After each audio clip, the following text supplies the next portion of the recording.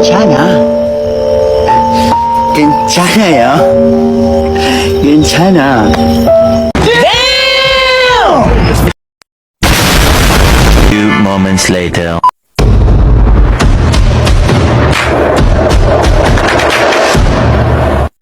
Hey guys, ayo berpikir jernih.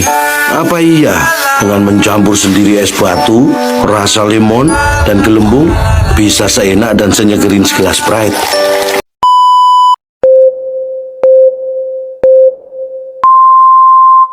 Assalamualaikum warahmatullahi wabarakatuh. Kami dari kelompok 8. Di sini kami ingin mereview kelompok 4 yang berjudul Pola Pendidikan di Era Dinasti Umayyah. Di sini saya Syifa Nabila Putri selaku moderator, dan di samping saya Fadila sebagai pemateri, dan saya Najla sebagai kritik dan saran. Nah, di makalah 4 ini ada 3 pembahasan. Yang pertama itu konstruksi dinasti Umayyah. Dinasti Umayyah merupakan pemerintah era klasik Islam yang seringkali dipandang lemah jika dibandingkan dengan masa Khulafaur Rasyidin dan masa dinasti Abbasiyah. Ditemukan beberapa poin penting terkait peran strategis dinasti Umayyah dalam sejarah, yakni yang pertama stabilisasi politik, yang kedua perluasan wilayah, yang ketiga pembangunan infrastruktur, serta yang keempat dakwah Islam. Keempat hal inilah diantara faktor utama majunya masa keemasan di era Islam dinasti Abbasiyah.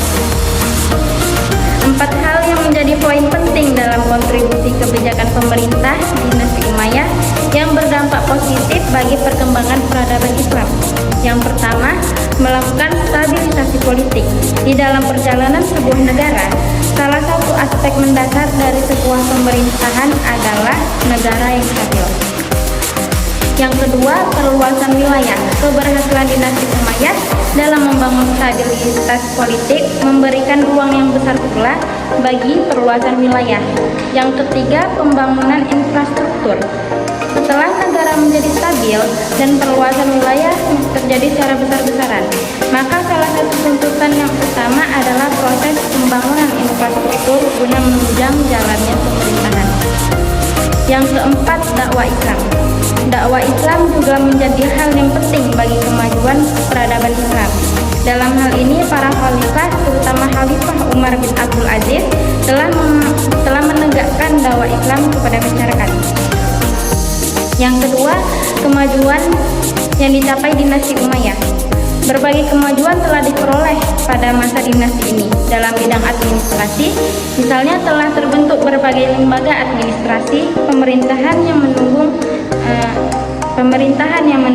pimpinan dinasti Umayyah. Banyak terjadi kebijaksanaan yang dilakukan pada masa ini. Di antaranya, yang pertama pemisahan kekuasaan, yang kedua pembagian wilayah, yang ketiga bidang administrasi, yang keempat organisasi keuangan, yang kelima organisasi keteraturan, yang keenam organisasi kehakiman, yang ketujuh sosial dan budaya, yang ke-8 bidang seni dan sastra, yang ke-9 bidang seni rupa, dan yang ke-10 bidang arsitektur. Pemerintah dinasti Umayyah juga menaruh perhatian dalam bidang pendidikan.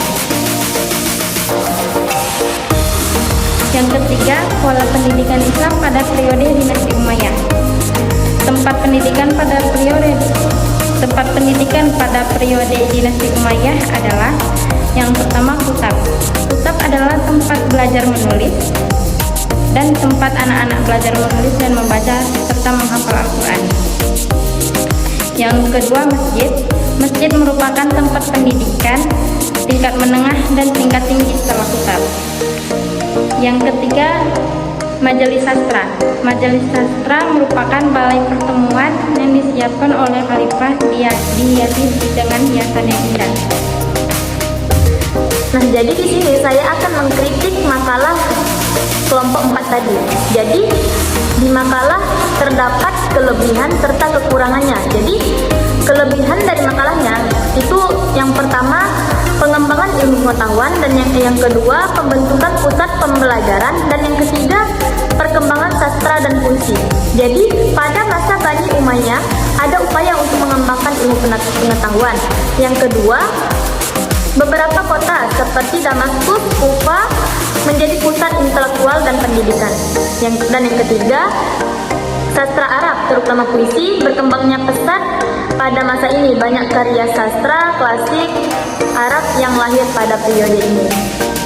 Kemudian, kekurangan dari makalah kelompok 4 ini, pemakalah tidak menguasai isi-isi materinya, sehingga para audiens bertanya, pemakalah menjawab dengan lama, dan jawabannya kurang lengkap, sehingga audiens kurang memahami apa jawaban dari pemakalah. Sarannya adalah untuk kedepannya agar pemakalah lebih memahami isi yang ada di makalah dan menyampaikan kepada audiens dengan tepat agar audiens tidak bingung dalam memahami makalah.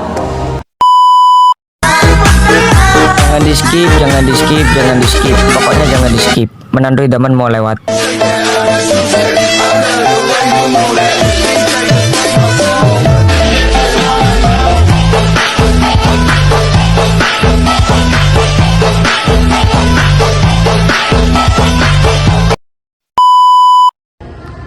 Mungkin hanya ini dapat saya sampaikan teman-teman saya.